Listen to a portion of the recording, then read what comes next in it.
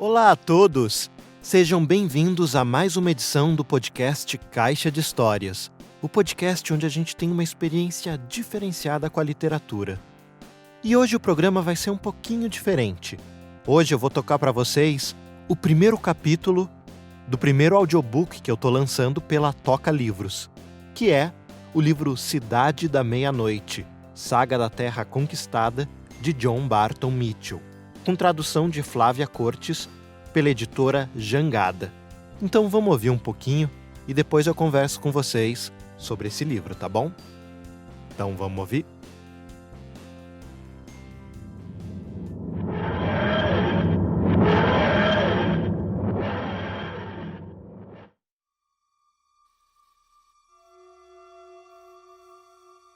Cidade da Meia-Noite, Saga da Terra Conquistada, de John Barton Mitchell. Parte 1. A Terra Conquistada. Capítulo 1. Os Abutres.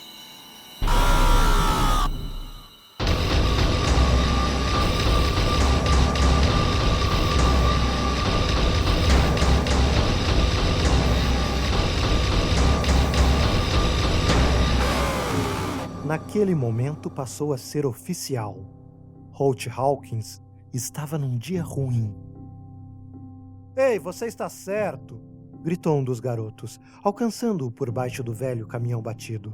"Tem mesmo alguém aqui embaixo!"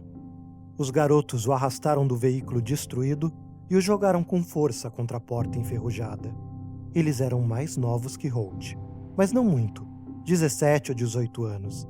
Ele deduziu vendo os veios negros se alastrando pelos olhos deles.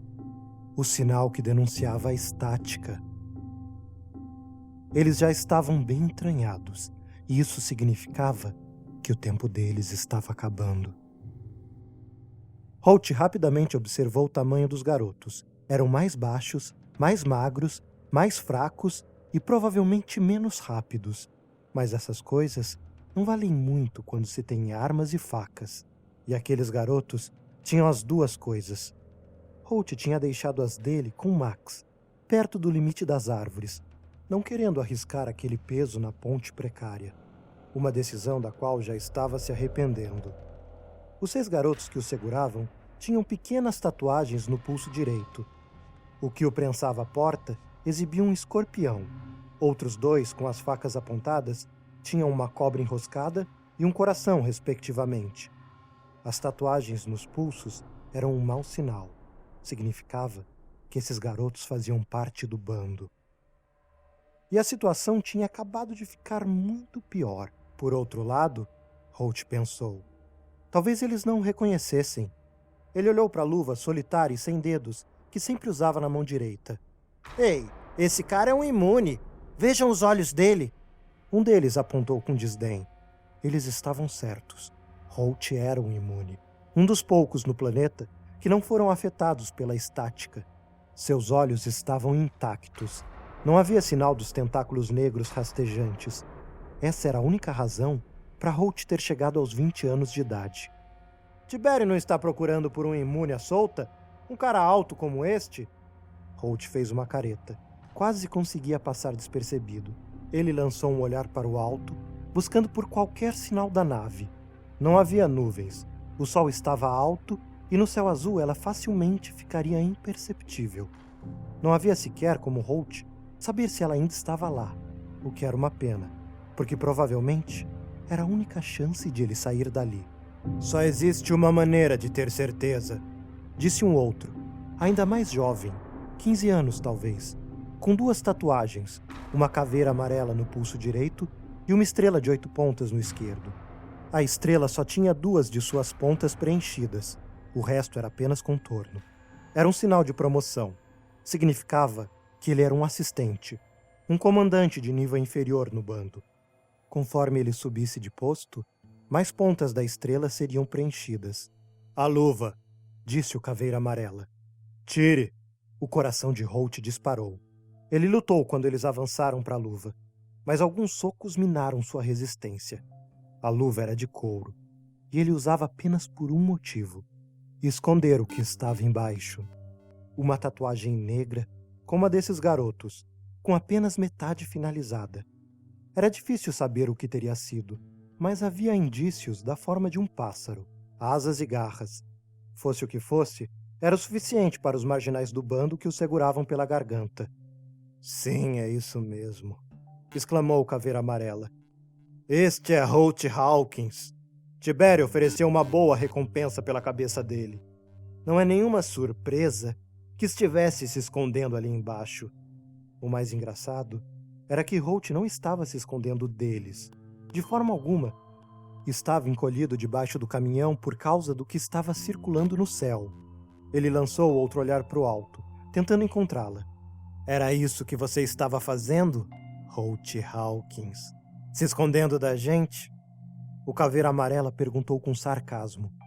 "Se quer saber a verdade, eu estava tirando um cochilo", respondeu Holt, sustentando o olhar do Caveira Amarela o mais que podia. Ele tinha de distraí-los, mantê-los falando. "É legal ali embaixo. Você devia experimentar." Holt gemeu quando um dos punhos fez mais do que um contato gentil com seu estômago. Aparentemente, o bando ainda carecia de senso de humor. Onde se meteu aquela nave? "Você é um cara engraçado, Holt Hawkins", disse o Caveira Amarela, chegando ainda mais perto. "Eu não tinha percebido. Diga mais alguma coisa engraçada. Vamos lá." Holt não se deu ao trabalho. Em vez disso, deu uma olhada no lugar com o canto do olho.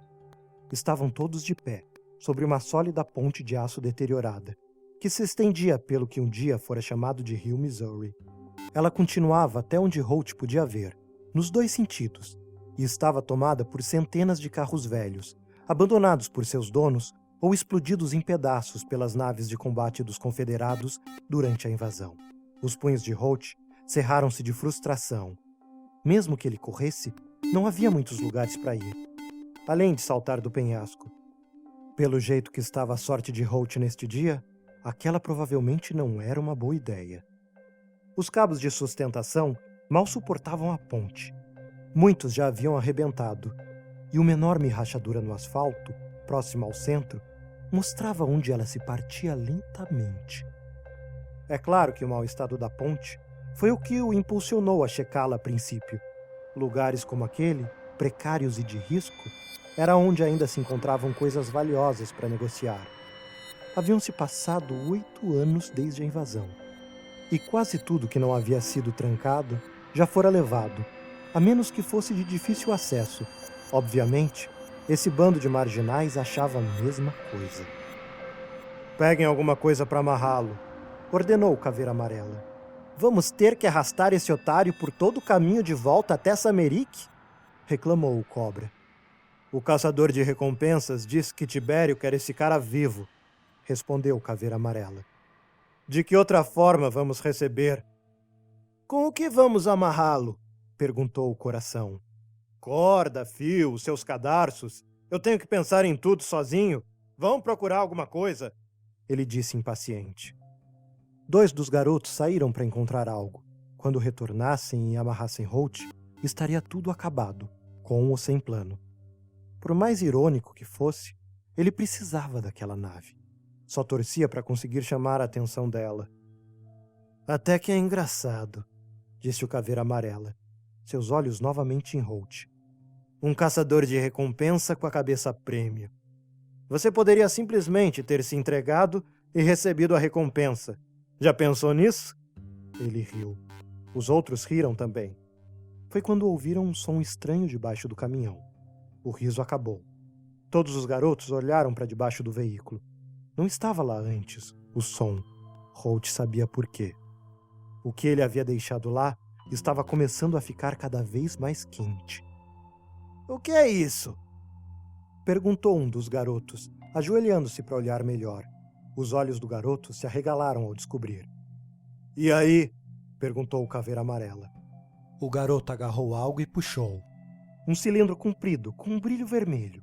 Mesmo em pleno dia, os garotos tiveram de proteger os olhos. Um sinalizador de estrada, reluzindo e se aquecendo.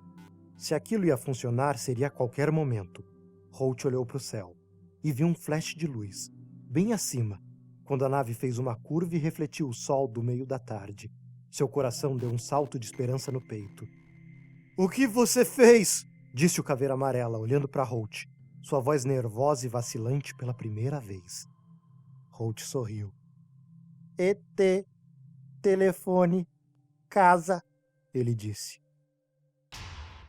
Algo atingiu um dos garotos, lançando-o ao chão e prendendo-o ao mesmo tempo. Holt só teve tempo para ver a garra se fechando e o cabo se esticando em direção ao céu, antes de arrancar violentamente o pobre garoto da ponte.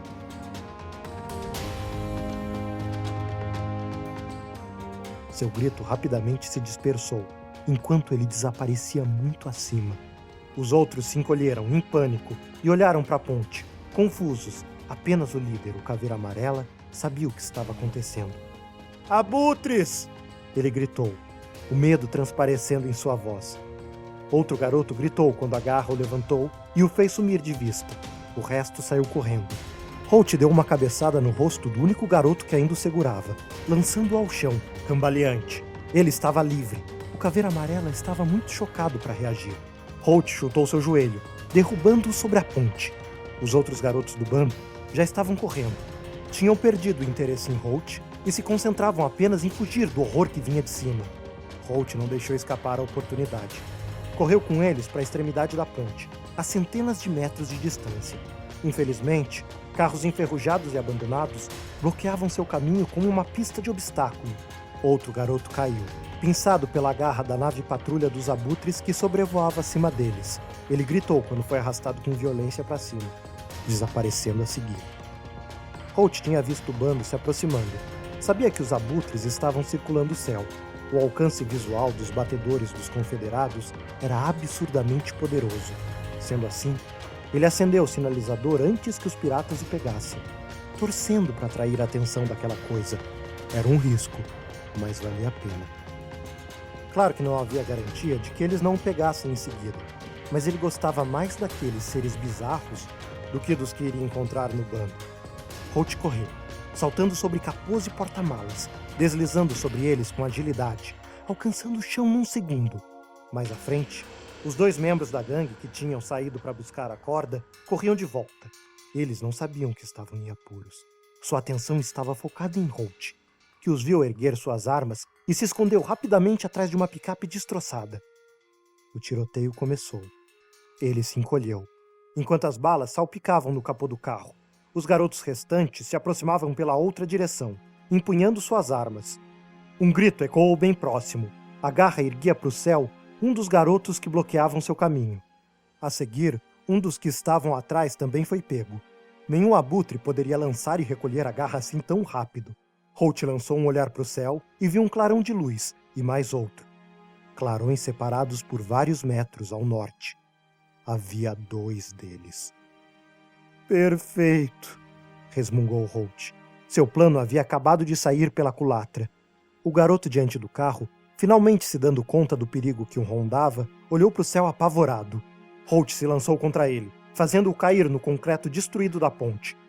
Ele podia ouvir às suas costas os tiros dos outros piratas que o perseguiam. Holt correu em meio ao fogo cruzado, ignorando-o. Restavam apenas 2 piratas, o Coração e o líder Caveira Amarela. Eles se apressavam atrás de Holt, saltando sobre os carros, quase tão ágeis quanto ele. As armas em punho. Uma rajada de balas retalhou a ponte aos seus pés, e por pouco não a acertou. Holt tropeçou, cambaleando para frente, e foi de encontro à porta traseira de uma velha van. Caindo com força no chão, sentiu os pulmões sem ar e lutou para se levantar. Os garotos já quase o alcançavam. Ele podia ouvir os gritos aumentando, os passos se aproximando. Conseguiu erguer-se e correu. Tinha de continuar até alcançar o limite das árvores, do outro lado da ponte. Era sua única chance. Coração o agarrou por trás. Holt deu-lhe um golpe com o pé, lançando-o para longe. Outra garra jogou o garoto no chão, prendendo-o, e então arrastou-o com ferocidade pelo ar. Holt cambaleou para a extremidade da ponte. Acima dele, o sol refletia a fuselagem metálica dos 2 abutres. Ele se esquivou e desviou dos carros abandonados na ponte, chegando à terra firme, do outro lado. Imediatamente virou à direita, descendo uma encosta grande em direção a uma densa fileira de árvores. a apenas algumas dezenas de metros à frente. Era a única chance. Holt acelerou e alcançou o limite das árvores com um suspiro de alívio. Com a copa das árvores acima, ele estava salvo. A menos dos... Ele soltou um gemido quando o Caveira Amarela atacou-o por trás, lançando-o ao chão. Holt tentou rolar, mas o garoto o segurou pelo cabelo e esfregou seu rosto na terra. "Você me fez perder todo o meu grupo!" gritou o garoto. "Sabe o que isso significa?" Holt sabia. Significava que o bando enforcaria o garoto. Mas naquele momento, ele estava preocupado demais para responder. O pirata bateu o rosto de Holt na terra várias vezes e ele lutava para se libertar, mas o garoto segurava com força. Algo rosnou atrás deles. O Caveira Amarela ofegou quando uma enorme forma cinza-azulada colidiu com ele. Holt rolou para trás e viu o Caveira Amarela lutando com um gigantesco cão-pastor, que tinha a boca cravada no braço dele, os olhos apertados. Ele rosnava raivoso, enquanto tentava mastigar o membro do garoto, que gritava de dor e medo. Max. Uma das poucas coisas que Holt sempre podia contar. Holt correu para o Caveira Amarela. Max era durão, mas não era um pitbull. Uma hora ou outra, o garoto conseguiria se livrar. Não era uma luta que o cachorro pudesse vencer. Holt desferiu um soco com força no Caveira Amarela. Max largou o pirata latindo furioso. Os dois garotos se engalfinharam, mas não era uma luta de pátio de escola. Era de vida ou morte, e eles sabiam disso. Os dois rolaram pela terra, e o Caveira Amarela fez um movimento que o deixou sobre Holt novamente. Suas mãos agarraram a garganta de Holt e começaram a apertar. Mas Holt estava preparado. Colocou o pé embaixo do garoto quando rolaram e chutou com toda a força que tinha. O pirata saiu voando. O Caveira Amarela caiu e rolou para a direita, saindo da linha das árvores, de volta ao campo aberto. Max saiu latindo atrás dele, mas Holt o trouxe de volta e o manteve ali, olhando para a área aberta, além das árvores que trepidavam. O Caveira Amarela olhou para o alto, hipnotizado. Então ele arregalou os olhos ao se dar conta de que não estava mais protegido pelas árvores. Seus olhares se cruzaram. Holt quase sentiu pena dele. Quase. A garra surgiu dos céus e agarrou o garoto no chão. Ele gritava enquanto sumia de vista, de volta para o mortal céu azul. Estava terminado. Holt soltou Max. O cão se esfregou carinhosamente contra ele e lambeu seu rosto. Holt sorriu, tentando afastá-lo, mas não era uma tarefa fácil. Seu pelo era uma mistura de cinza e azul, com pontos pretos. E por baixo dele, era possível ver seus músculos, fortalecidos por anos carregando fardos de objetos recuperados das ruínas, e de vez em quando, caçando um coelho. Max era considerado um cão de médio porte, mas Holt o tinha visto entrar em ação contra criaturas e garotos com 3 vezes o seu tamanho, sem hesitar. "Obrigado, amigão", disse Holt, coçando as orelhas do cão. "Fico te devendo mais essa." Holt encontrou a mochila e as armas onde as deixara, carregadas e prontas para serem levadas. Ele deu 3 assovios curtos. Ao ouvir o sinal, Max correu à sua frente através das árvores para abrir caminho. Antes de partir, Holt olhou para onde o último garoto do bando estivera. Além do chão arranhado, onde a garra do abutre o havia prendido, não havia nenhuma indicação de que houvera alguém ali. Num minuto estava ali, no outro, tinha desaparecido. Assim como todo mundo. Holt caminhou por entre as árvores, seguindo a trilha de Max.